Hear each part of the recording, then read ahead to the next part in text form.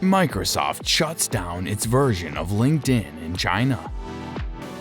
Microsoft has chosen to shut down LinkedIn in China due to a challenging operating climate as Beijing tightens its control on the country's technology industries. Engineer MOHAK SHROFF, Senior Vice President of Engineering at the U.S. firm, says the business will replace in China the career-oriented social network with an application focused on applying for a job but without networking functions. Hello everyone and welcome to another video on our channel, Luxury Grit. In today's video, we will talk about the decision of Microsoft to shut down its version of LinkedIn in China. And we know that you cannot wait any longer, so we'll go ahead and get started. But before we begin, please kindly like this video, subscribe to our channel, and don't forget to hit that notification icon so that you don't miss any of our latest upcoming video updates. Okay, so without delaying any further, let's go ahead and get started. We'll jump right into it. The only significant Western social media site with a presence in China at the time was LinkedIn, which was founded in 2003. When the firm first opened its doors in 2014, it promised to comply with the regulations of the Chinese government in order to be able to conduct business in the country. When it initially opened its doors in 2014, it committed to being honest about how it did business in the nation and declared that it was opposed to government censorship. According to AXIOS, LinkedIn has banned the accounts of many U.S. journalists and academics from its Chinese platform because the accounts contain material that China considered sensitive, also known as prohibited content, according to the publication.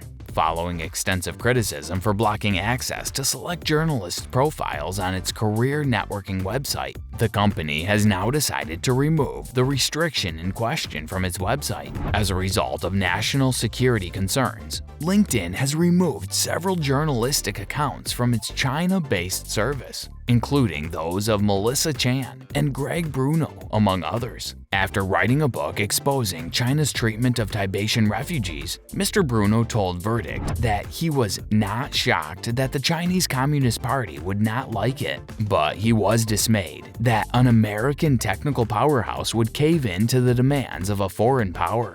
According to Reuters, U.S. Senator Rick Scott blasted the move as gross appeasement and a concession to Communist China. In a letter to LinkedIn CEO Ryan Roslansky and Microsoft CEO Satya Nadella, by the end of the year, LinkedIn plans to launch INJOBS, a version of the site dedicated just to job postings. There will be no social feed and no opportunity to share or submit anything though. According to a report published by the Wall Street Journal, Chinese internet regulators have set a deadline for LinkedIn in order to improve the monitoring of data on the social media platform. Chinese regulators have singled out a number of domestic technology behemoths for what they allege are monopolistic activities and the aggressive collection of user information.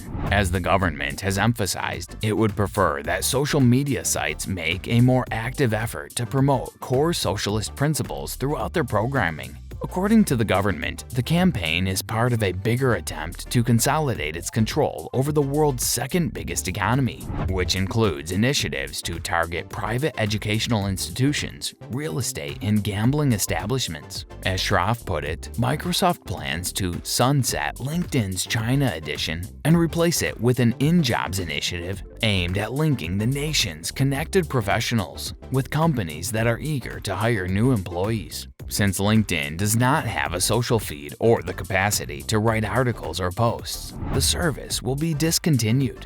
LinkedIn launched in China in 2014 and allowed users to use personal and professional relationships to find jobs. In spite of concerns about internet censorship, Microsoft bought LinkedIn in 2016 for just over $26 billion and has been attempting to create a presence in China.